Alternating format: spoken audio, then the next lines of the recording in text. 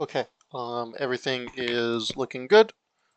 Uh, Hello, everyone. Welcome to Media Literacy 201, Day 2.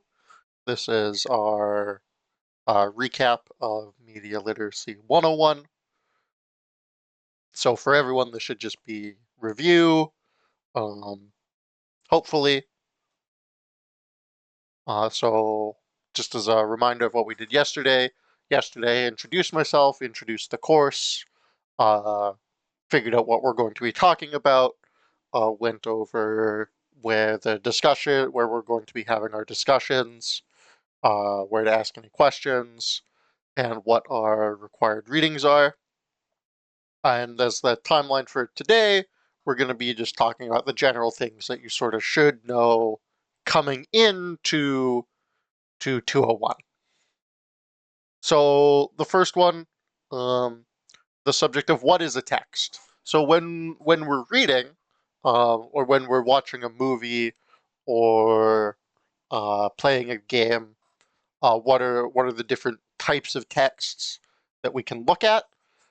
So there is the primary text, which is the main thing that you think about. That primary text has the characters, it has the dialogue, it will have the story, the setting, um, all that sort of stuff. That is important. That is the main thing that we're reading. Supporting texts are the things that surround that, that are themselves texts. So they're not meta texts. They're not paratexts. Um, so in the context of Project Sekai, that's going to be your the events from other groups that might give you sort of information on the characters that we're looking at, right? Mizuki appears in some of Rui's stories. Kanade appears in some of Ichika's stories.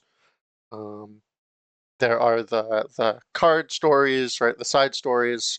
All that stuff is supporting text, so it's not essential to our discussion. We're not going to be bringing that in, but it is uh, other bits of things that are also like story dialogue characters that help to give context to the primary text.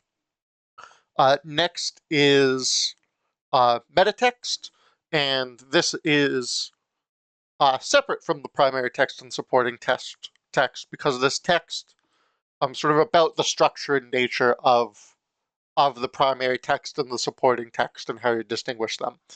Um, so that's going to be like when you're in the event menu, it'll say like key story versus something will be a non-key story. What the what all of the like which events are listed as Nightcord at 2500 events. So, for instance, Kamiyama Cheer Squad is not listed as a Nightcord event. And a discussion about that would be about its labeling as um, as or not as a Nightcord at 2500 events is a metatextual discussion because it's about the position of the text, not the text itself. Um, so that's what a metatext is. So metaphors, um, you learn probably at some point that similes and metaphors are different from each other. This isn't true, as you are hopefully aware at this point, right? A simile is when you use like or as to make reference to something, right? Her hair shone like the sunlight. Uh, Obviously, hair doesn't literally shine like sunlight, but we say it as a metaphor to express something about it. And so all similes are metaphors, and metaphors end up being much more broad. Um, we and metaphors are very good at telling indirect truths. which is they're very counterintuitively efficient about that.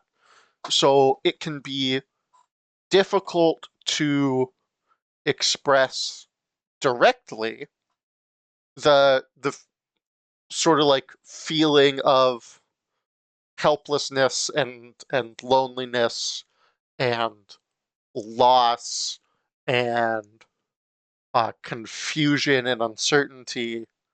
And so we'll say, it's like being in a tunnel and I can't see the light at the end, right? That's a metaphor that we can sort of like use our real world imaginations to be like, okay, I like understand what emotion you're trying to convey through saying something else, or what idea you're trying to convey.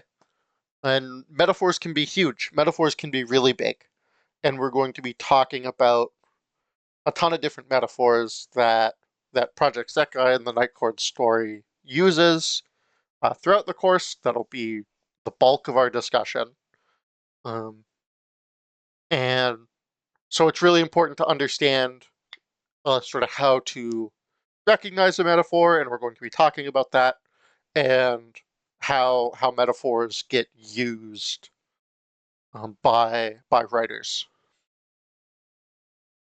Next is themes. So a theme is what the text is about. And I put about in quotation marks because there's two ways to be like, someone asks you, oh, what is that story about? And you can give a narrative summary. So like, oh, what is Project Sekai about? Oh, it's about these groups of teenagers who meet this Vocaloid, um, who isn't supposed to be real but ends up actually being real, and they go to this fantastical world called Sekai that helps them sort of discover themselves and feel about like learn about their dreams and develop as people. And that's a plot summary of what Project Sekai is. What that is not is that is not a theme, which is also what a text can be about.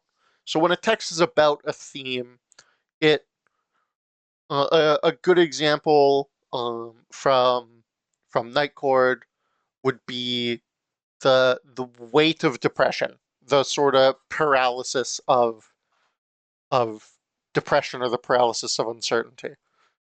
The desire to not exist is a theme. And you'll notice that the two things that I just said there are not single words, they are ideas. Because love is not a theme, love is a thing. Uh, Nature is not a theme, nature is a thing. Survival is not a theme. Communism is not a theme. I have the big list there on the side that says themes in literature, and I've crossed it out because it is bad thinking about themes like that. War is a super common mistake that people make. A text is not about war, it would be about the destructive nature of war, right? It you need a theme says something, it expresses an idea. And stories can have a lot of different themes. I talked about two that Project Sekai has, and multiple fantastic works of literature will have sort of like one or two main themes, that core idea that they are trying to get across. And they'll have a ton of small themes alongside that sort of support and develop that. But important to remember, it is more than just a single word, right? Project Sekai is not about friendship, and it's not about growth. It is about the ways that friendship helps us grow, which is a message. It's a point. It's something that you're trying to say, not a topic that you're discussing. The last is that I want to cover today is sort of our method of analysis. So how we talk about a text, um, and this comes in a variety of ways. We can talk about how it makes us feel, the technical literary tools that it uses, which is those two are going to be the bulk of our course material today, but we can also talk about a text in its cultural context, in how it conveys its message, whether it does so effectively. And an important part of that is understanding the distinction between summary and discussion, or summary and analysis. Summary is telling you what the text is in plain, very direct language. Analysis is figuring out how it is doing what it is doing, why it is doing that, what it is trying to say. Does it say that thing effectively? Uh, does it make you feel? How does it make you feel? That's all. The personal stuff, the stuff that is not explicitly said, is the discussion, right? You're not summarizing what you've read. You are expanding upon what you have read. There are two primary analytical frameworks that people use to discuss texts. The first is attempting to identify authorial intent, and then determine if that authorial intent is um, what's the word for it? Successful or not. If what the author is trying to do actually gets done by the book that they're writing, or the film that they're directing, or whatever. The And so when you're looking through a lens of authorial intent, you're really wondering, okay, what is the author trying to do? And do they succeed in doing that? And that is an important and valuable lens to sort of critically engage with a piece of literature.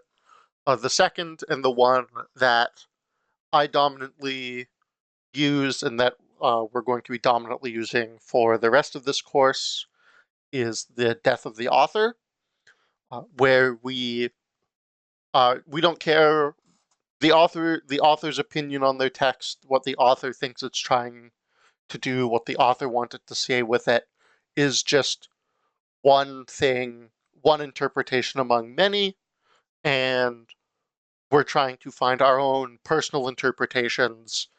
The authors can inform us, but it's just one voice amongst within the discussion.